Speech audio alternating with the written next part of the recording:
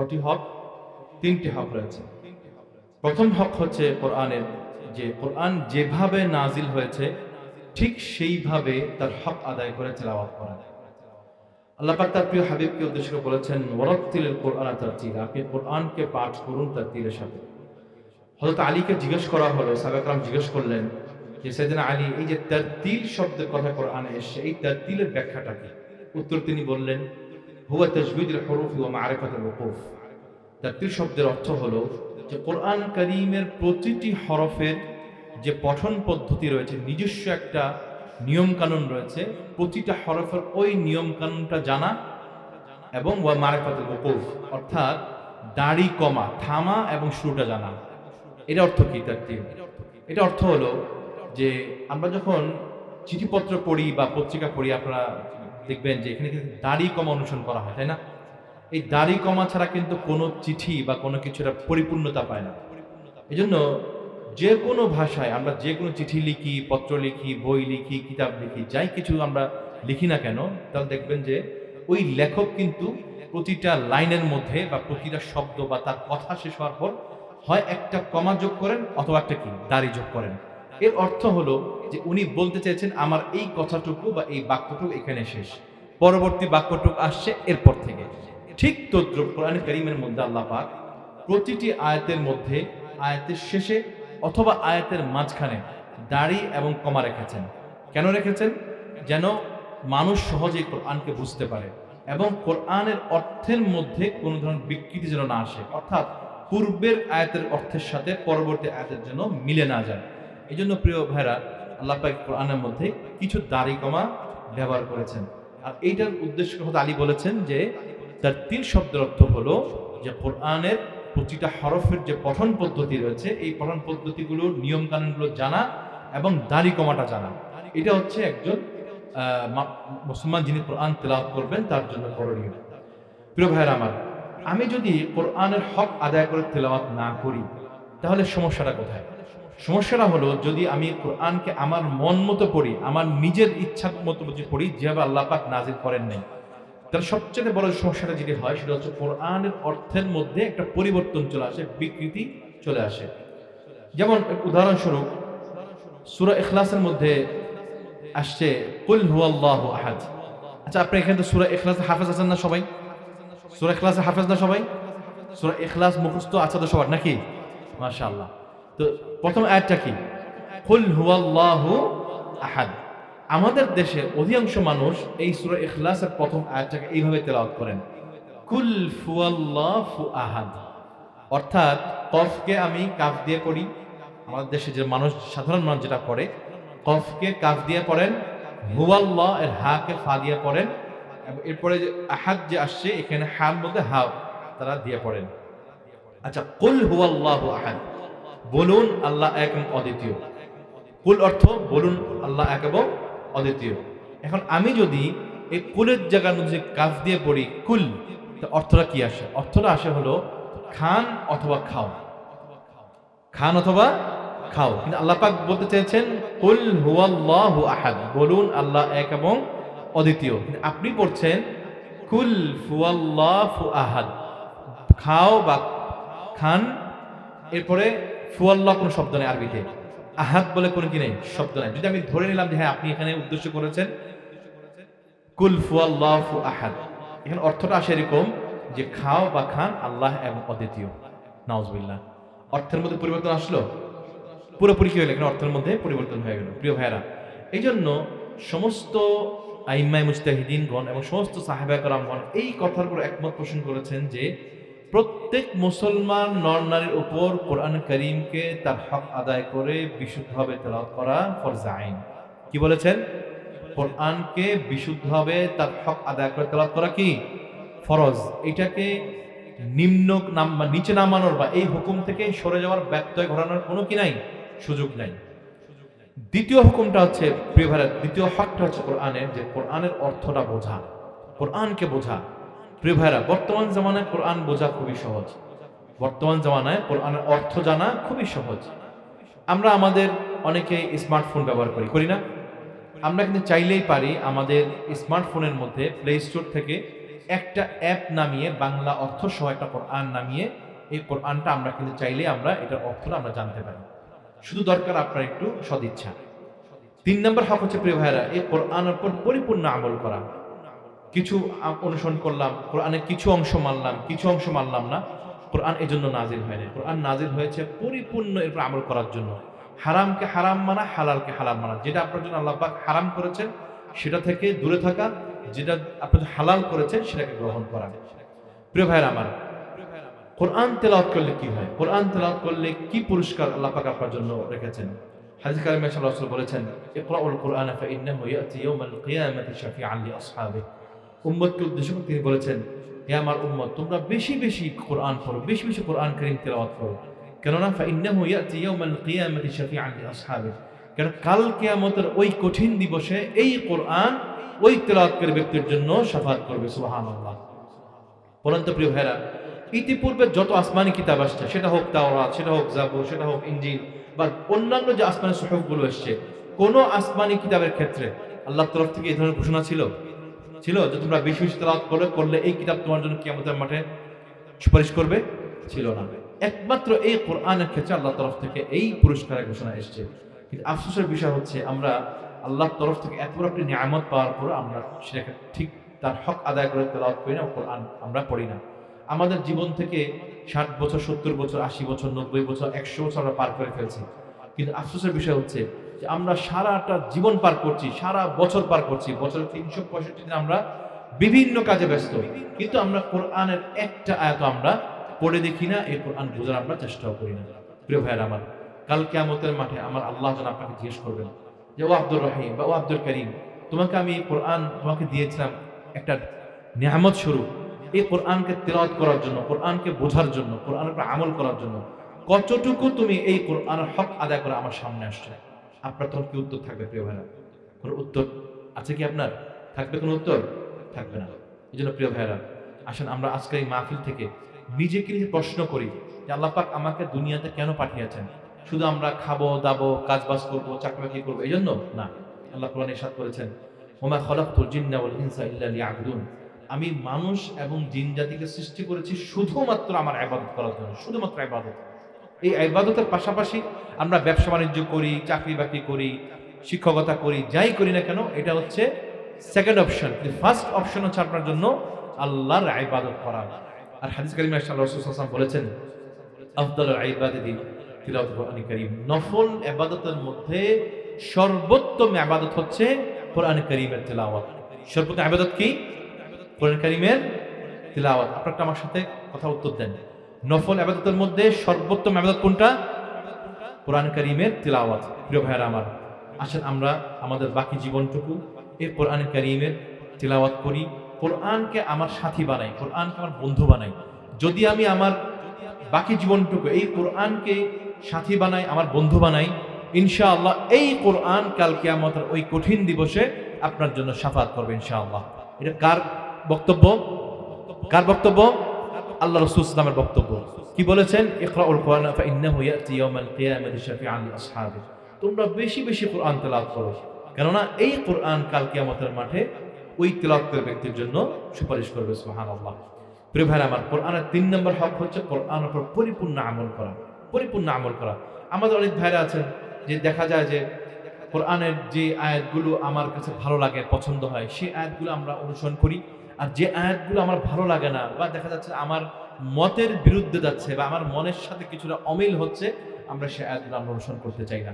প্রিয় ভাইরা, কোরআন এই জন্য আসে নাই। কোরআন আসছে আপনার জন্য পরিপূর্ণ একটা জীবন বিধান হিসাবে, পরিপূর্ণ জীবন বিধান। এর মধ্যে আপনি সবই পাবেন, সবই পাবেন। নাই এমন কোন জিনিস কোরআন মধ্যে আল্লাহ পাক দেন না। প্রতিটা জিনিস কোরআন মধ্যে আল্লাহ পাক দিয়েছেন। আসলে আমরা কোরআন পড়ি, কোরআন বোঝার চেষ্টা করি এবং কোরআনের উপর পরিপূর্ণ আমল করি। আল্লাহ আমাদেরকে সেই তৌফিক দান করেন।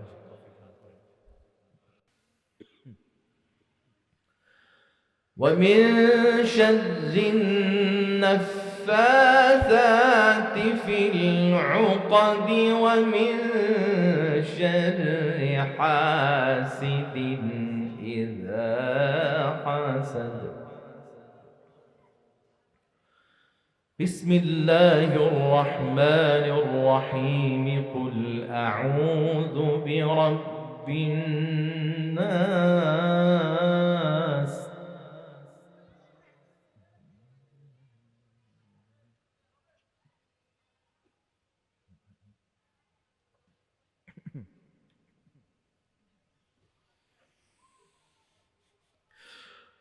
قل أعوذ برب الفلق من شر ما خلق ومن شر غاسق إذا وقب ومن شر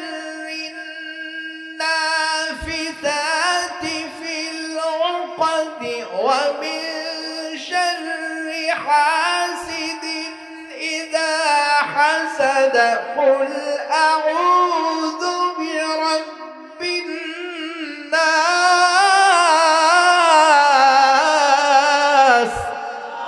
الله تكبير الله تكبير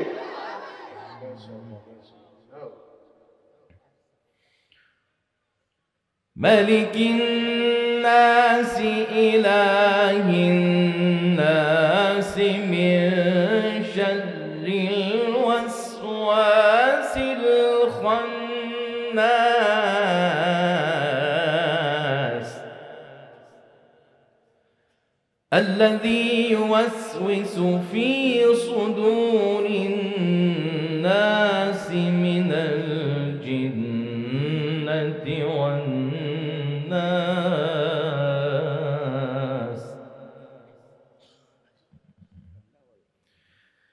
قل أعوذ برب الناس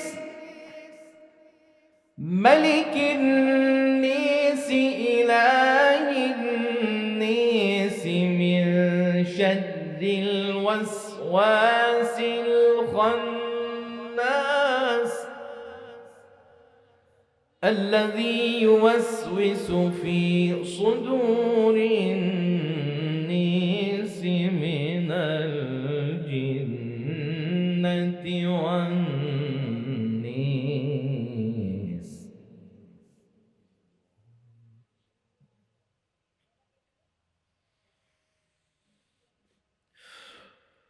بسم الله الرحمن الرحيم قل أعوذ برب الناس ملك الناس إله الناس من شر الوسواس الخناس الذي يوسوس في صدور الناس من الجنة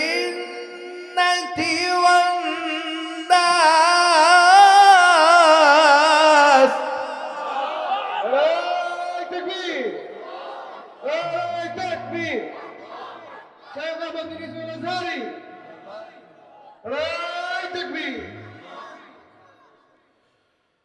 الذي يوسوس في صدور الناس من الجنة والناس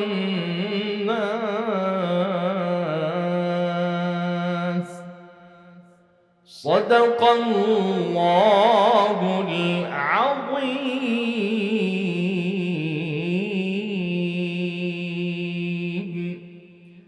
সময় তো কোরআন প্রিয় ভাইরা, আমরা একটু বসি, ইনশাআল্লাহ দোয়া হয়ে যাবে। দোয়ার আগে দু একটি কথা।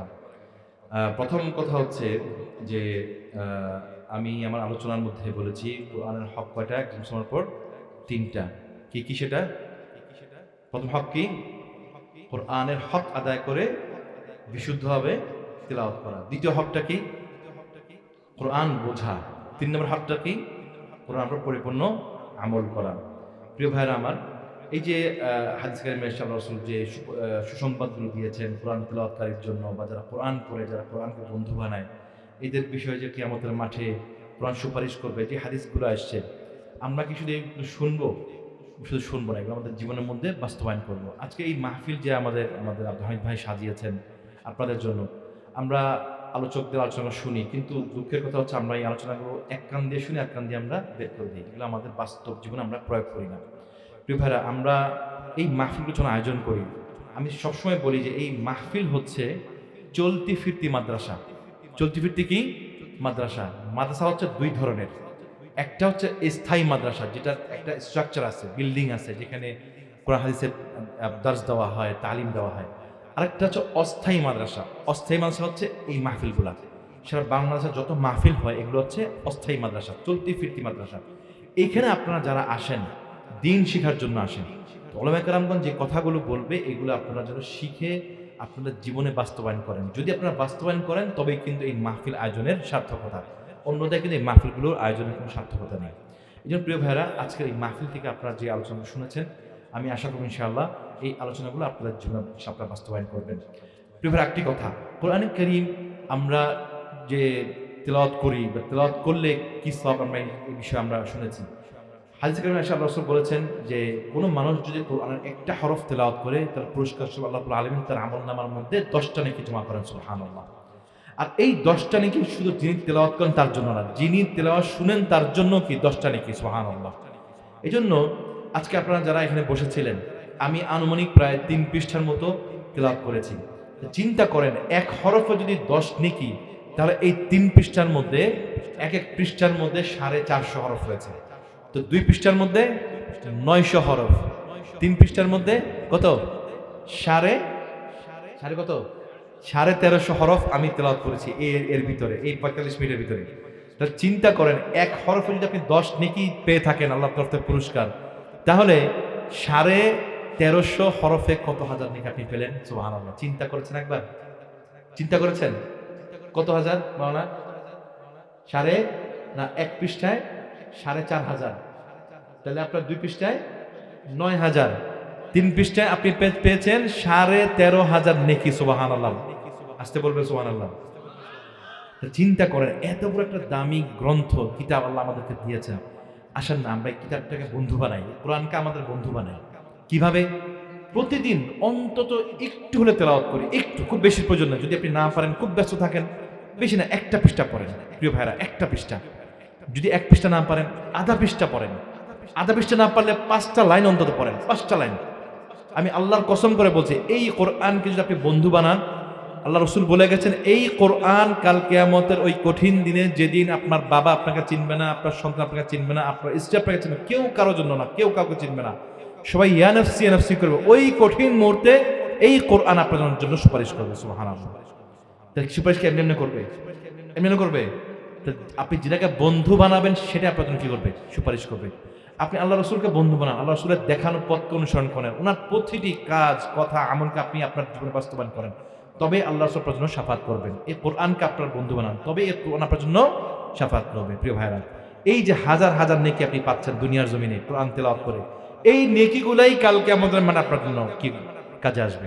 প্রিয় ভাইরা, প্রতিদিন যারা ব্যবসা করেন, দোকানপাট করেন, বাসায় থাকেন, যে যাই করেন, প্রতিদিন অন্তত এক পৃষ্ঠা না পারলো আধা পৃষ্ঠা না পারলো 5টা লাইন পড়েন। দেখবেন এই 5 লাইন পড়তে পড়তে পড়তে একদিনে কোরআন ইনশাআল্লাহ খতম হয়ে যাবে। এবং এটা আবার চালু করবেন, আবার শুরু করবেন, আবার শেষ করবেন, আবার শুরু করবেন।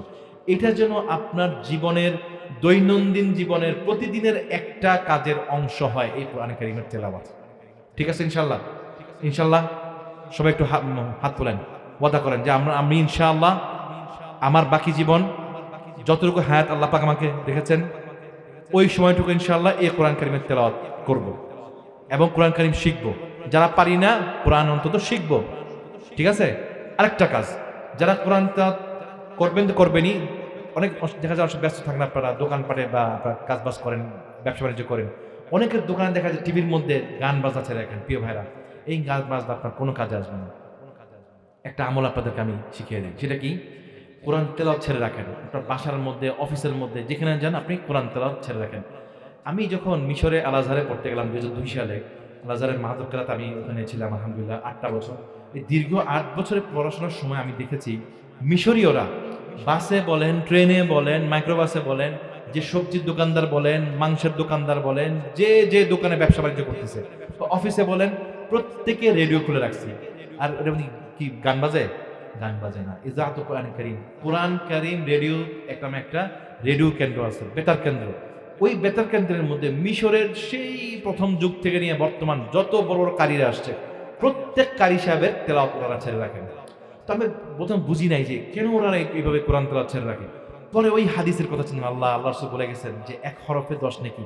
এই 10 নেকির জন্য যিনি পড়তে পারতেছেন না, যিনি পড়েন কিন্তু পাচ্ছেন, যিনি শুনতেছেন তারও কি 10 নেকি। ওই 10 নেকি অর্জনের জন্য এই মিশরীয়রা এখন কি করে, কোরআন তেলাওয়াত ছেড়ে রাখে। সুবহানাল্লাহ। আসেন না আমরা এই আমলটা আমাদের জীবনের মধ্যে বাস্তবায়ন করি। প্রিয় ভাইরা, আপনি আপনার দোকানের মধ্যে যিনি দোকানদারি করছেন, ব্যবসা বাণিজ্য করছেন, ইউটিউবের মধ্যে বড় বড় কারীদের কোরআন তেলাওয়াত পাওয়া যায়, আপনি তেলাওয়াত ছেড়ে রাখেন, তেলাওয়াত বাজায় রাখেন। দুইটা ফায়দা। কয়টা ফায়দা? দুইটা ফায়দা। প্রথম ফায়দা হলো এই কোরআন তেলাওয়াতের দ্বারা শুনলে আপনার ঈমান বৃদ্ধি পাবে, ঠিক আছে, এবং সেই সাথে আপনার আমলনামার মধ্যে হাজার হাজার নেকি জমা হবে। 2 নাম্বার হচ্ছে যেই জায়গার মধ্যে কোরআন তেলাওয়াত হয়, হাদিসে সাল্লাল্লাহু আলাইহি ওয়াসাল্লাম বলেছেন ওই জায়গাটাকে আল্লাহ রাব্বুল আলামিন রহমতের ফেরেশতা প্রেরণ করেন। সুবহানাল্লাহ। এবং শুধু প্রেরণ করেন না, প্রেরণ করার সাথে সাথে ওই ফেরেশতাদেরকে বলেন যে তোমরা এই রহমত, এই জায়গাটা বেষ্টন করে রাখো এবং আল্লাহর আরশ থেকে রহমত বর্ষণ হতে থাকে। সুবহানাল্লাহ। আচ্ছা, আমরা কে না চাই যে আমরা যেই বাসায় থাকি বা যেই দোকানে আমরা বসি বা যেখানে আমরা চাকরি বাকরি করি সেখানে মানে আপনার অবধারিত রহমত আসতে থাকুক, কে না চাই? সবাই তো চাই, তাই না? তাহলে কি করতে হবে? আমাকে কোরআন তেলাওয়াতটা বাজায় রাখতে হবে, ছেড়ে রাখবেন। আপনি শুনেন বা আপনি কাজ করেন, কিন্তু কোরআন তেলাওয়াত বাজো, কোরআন তেলাওয়াত বাজো। আরেকটা ফায়দা হলো কোরআন তেলাওয়াত বাজলে ঘরের মধ্যে, অফিসের মধ্যে, দোকানপাটে শয়তান জিন যা আছে সব দৌড়ে পালায়। এমন দৌড় দেয় কোরআন তেলাওয়াত শুনলে, একদম কি 1000 হাত দৌড়ে। তো আমরা এটা তো চাই নাকি চাই শয়তান আমার আশপাশে থাকুক? আমরা চাই শয়তান আমার থেকে হাজার হাজার মাইল দূর থাকুক। প্রিয় ভাইরা, আসেন আমরা এই কথাগুলো আমাদের জীবনে বাস্তবায়ন করি।